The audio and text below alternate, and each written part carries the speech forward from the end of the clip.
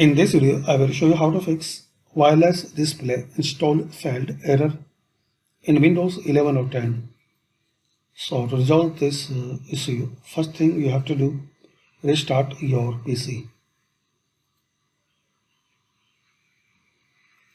After restart, you can try second method. Click on Restart, type here CMD. Right click on Command Prompt, run as administrator.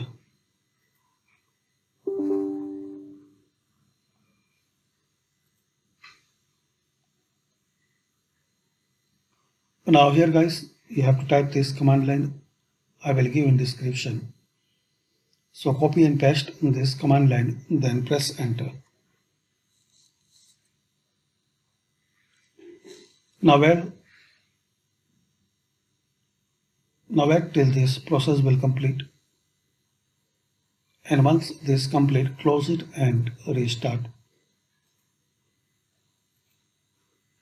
Hopefully guys, using this simple and basic method we can fix and resolve wireless display install failed error in Windows 11 or 10.